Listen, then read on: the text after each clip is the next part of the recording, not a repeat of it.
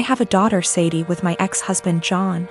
We got divorced 5 years ago and I have primary custody while he sees her 2 weekends a month. Last year, he got married to Amanda, who has sole custody of her kids from a previous marriage. Amanda is a SOM, not for any health reasons or so on, she just doesn't want to work, while John works at a 9 to 5. He makes good money to support them, but not enough to live in luxury.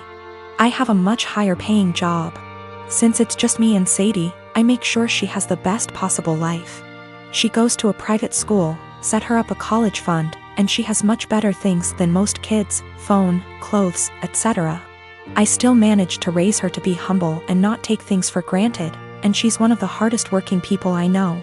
Always making sure to get good grades and keep her room tidy. Well, the last few times she came back after a weekend at John's, I noticed that the clothes she was bringing back in her duffel are A, not her size, and B, much cheaper and poorer quality than what I usually buy for her. I asked her why that is, and she told me that while she's at her dad's, Amanda takes away her nice clothes and gives them to her kids while Sadie gets the clothes they buy from Target. I asked her if she wanted them back, but she said she didn't mind sharing since all her favorite clothes were kept here. The problem came when I went to pick her up last weekend. I had a business meeting and couldn't drive her over, so Amanda offered to just pick Sadie up from school, which hadn't happened before. When I got there on Sunday, John and Amanda asked me to sit down with them, and when Sadie came to hug me, Amanda sent her to her room quite harshly, saying her punishment wasn't over yet. I was confused because Sadie very rarely misbehaves. They sat me down in the kitchen and said that it was unfair for Sadie to be going to a private school while her kids go to a public one. So they decided that Sadie would be pulled out of private school and put in the same school as the girls. They also said I should keep up Sadie's punishment because when they told her, she blew up at them, told them it wasn't fair, and yelled that Amanda and her kids weren't even her real family, that all they did was steal. I told them in no uncertain terms to off. I would not be pulling my child out of a school she likes, away from her friends, because they can't afford it. I told them they could easily make as much money as me if Amanda started working in her field because she has the qualifications, and the job market is very good. I told them their money problems are not my issue, and if Sadie's items get stolen again or they try to pull her out of school, I'll be taking this to court. They've been blowing up my phone ever since, calling me a selfish. And after telling the story to a friend, he told me I was rubbing my success in their face. But I still don't feel like I did anything wrong. I got temporary guardianship while waiting for a court hearing. We're going to try to get full custody and have John get 1 day a week of visitation, supervised for at least the first few months, and no contact with Amanda or her kids. This way, he still sees Sadie just as much and they can try to repair their relationship, but she doesn't have to go back there. All contact between us is made through emails, which are CC'd by my lawyer, and I've asked for Sadie's things back. I've talked to Sadie and we've decided that she's going to try therapy for a little while to help deal with everything that's happened. We've had the hearing and our custody arrangements been modified. Any and all decisions relating to Sadie are made by me, and me alone. John has supervised visitation once a week, and Sadie will continue in therapy to deal with all the issues Amanda and company have caused her. They tried to push for 50/50 custody split on grounds of alienation. So me trying to put Sadie against her father. But we made it clear from the start that we wanted to keep Amanda and her children away, and wanted supervision only because we don't feel safe leaving him alone as of yet, but that we were open to modifications. Thanks to that, the proof of stealing, and Sadie's therapist's testimony, their claim was thrown out pretty quickly. Amanda's pissed, and has tried to contact me and Sadie, but I made it clear to her that if she keeps harassing me or my daughter, I'll have to make this known to the authorities. Sadie and I have blocked her everywhere, and any communication between John and us is made through text messages or emails only. I travel for work and my employer allows me to spend up to $100 /day on food. If I don't use it, I don't get to pocket the money. When traveling, I make sure to use the full $100 every day, so I'm eating very well. My wife is upset with me because I get to eat out for every meal at least 2 weeks a month. She says it isn't fair and I should just go to the grocery store and bring back food to my hotel. I've explained to her that it doesn't make sense since I don't get to keep the money if I don't use it. Every evening when I call her, she wants to know exactly what I ate. She can see the credit card statements reimbursed by employer, so she knows how much I spent. She'll see I spent $75 on dinner and start freaking out about how wasteful I am. I take her out for dinner at least 2 times a week when I'm in town, and she goes out several times a week with friends when I'm not in town. This whole thing just seems irrational, and it is really putting a strain on our relationship. I haven't gained any weight and am in great shape. I focus on quality of food much more than quantity. Most hotels have a small gym and / or a pool. I can't buy groceries or gift cards to bring home. It is against policy. I submit pictures of the receipts, so this wouldn't work. I track all my expenses and submit receipts for reimbursement weekly. I float the money for 7 days max. Usually I have around $3,000 to $4,000 in expenses per week, which we can make work without any issues since I pay for all my food, airfare, hotels, and car rentals myself. I collect an enormous amount of points and other perks. These points allow me to go on at least 2 vacations a year with my wife for next to nothing. We went to Spain early this year for 2 weeks and spent under $400 for the entire trip. Not using a company card is one of the best perks. Using a different credit card is not on the table. My wife and I have all our finances together. We both think it's important to be 100% transparent with money. We don't have any kids.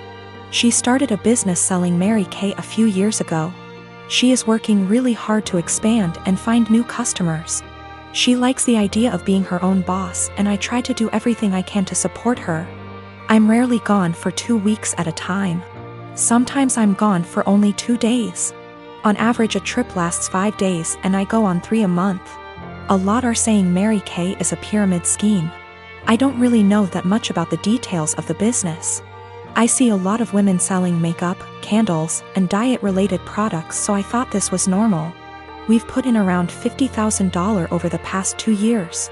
Most of the money goes towards buying inventory and training seminars. I'll have to do some research to see what is going on. My day-to-day is anything but glamorous. I've spent more time in the airport than I even care to think about. Things go wrong often on the logistical side. My work can be very stressful, but I've gotten very good at managing the workload.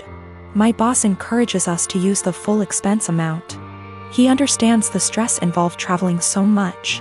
He's actually working on increasing the amount to $140 / day because of inflation.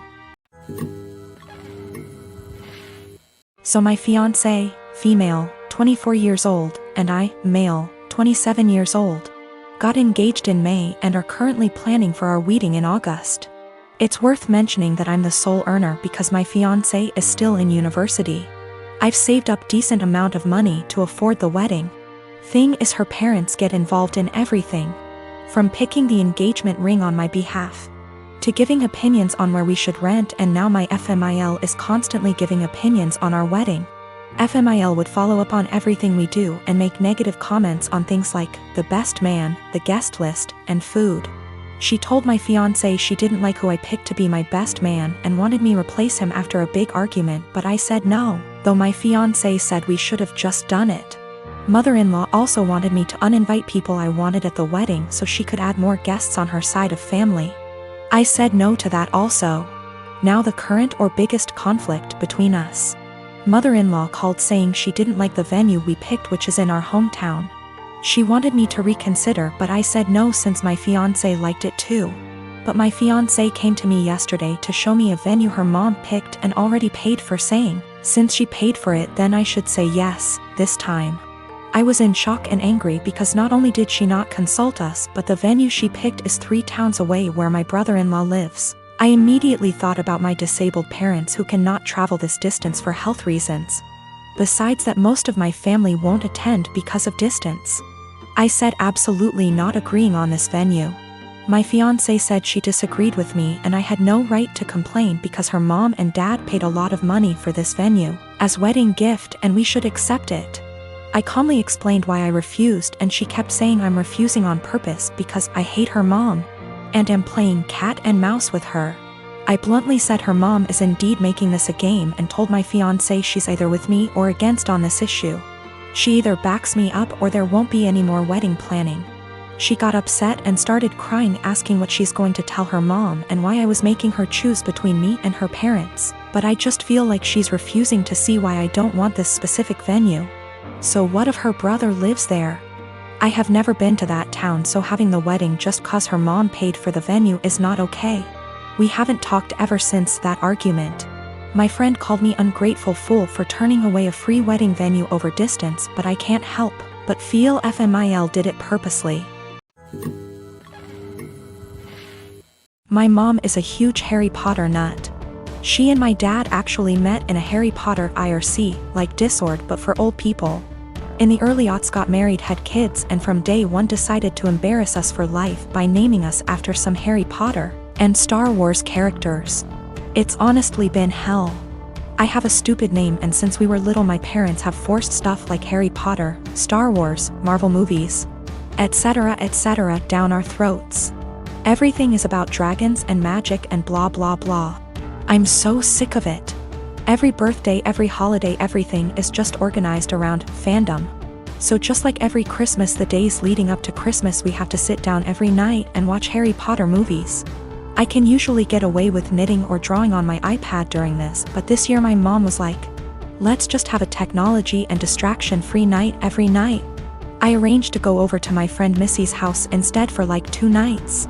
Missy's family is normal and likes things a normal amount. My mom got really mad and started talking about how it's a family tradition and how I'm basically rejecting her, and went on her whole thing about how you wouldn't exist if it wasn't for Harry Potter. I finally had it and just yelled, I don't like Harry Potter. I don't like Star Wars. I couldn't help it. I started crying because I was just so frustrated, because everything always has to be about Harry Potter, this, Star Wars, that, and now that we're all older they started doing Game of Thrones. Everything is centered around some kind of movie or TV show or book series. Just once is I want my family to band around something that doesn't have to do with media or these nerdy things. We live in Utah where we have like 5 national parks, and even though I ask every year for my birthday, well, my sister called me saying that mom was angry and to just come home and to stop with the theatrics. I told her that I'm sick of having all this old nerd stuff cramped down my throat, and just once I want to have a normal time watching normal Christmas movies and not having to pause for lightsaber battles.